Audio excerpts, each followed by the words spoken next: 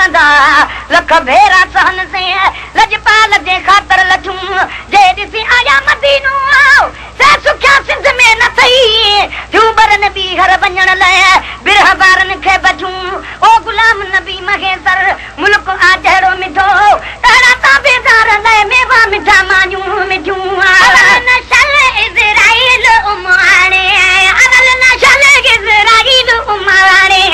अवल नशल इज़राइल उमाणे मालिक मूं बदकार दे मिठे मन ठार रे अल्लाह साईं अञा हिकिड़ो दबाने मालिक मूं बदकार दे मिठे मन ठार रे अल्लाह साईं अञा हिकिड़ो दबाने ओ यार दे मिठे मन ठार रे अल्लाह साईं अञा हिकिड़ो दबाने ओ यार दे मिठे मन ठार रे अल्लाह साईं अञा हिकिड़ो दबाने हर ताई मत साहु टंगल हर ताई मत साहु टंगल हर ताई मत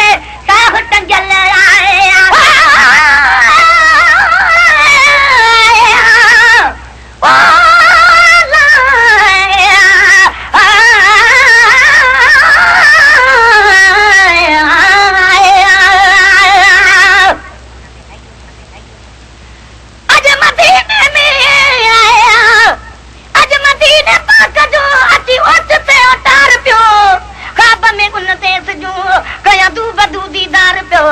जन्नतुल बक़िया खपियो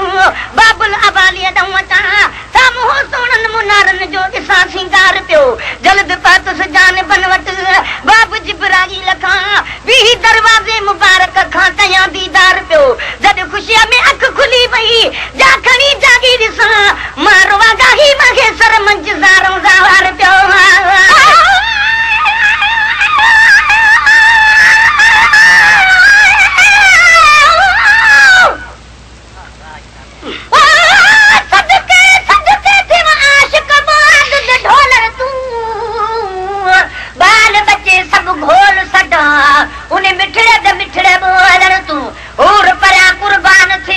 मोहम्मद दे लब चोलण तू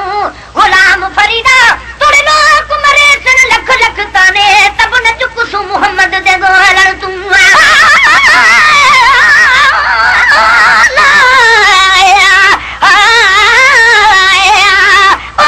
अज मदीने जे विछोड़े ओ चितरवारे विधो याद मिठड़े मुल्क जी मजबूर के मारे विधो हज हेलो को पड़ी जद ओठ परदेसी पुना तन मिठियूं ॻाल्हियूं करे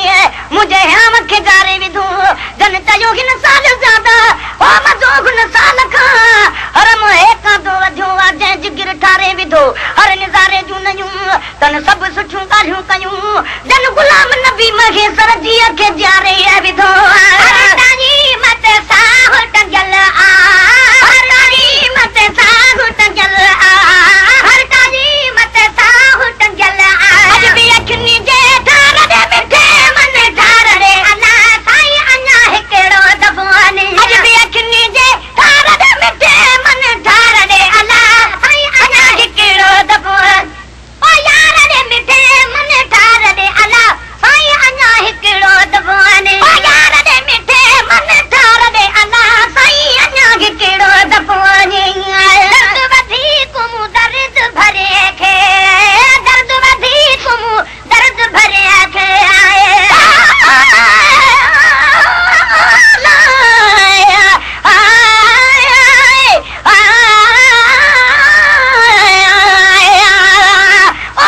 अज मदीने जा मुनारा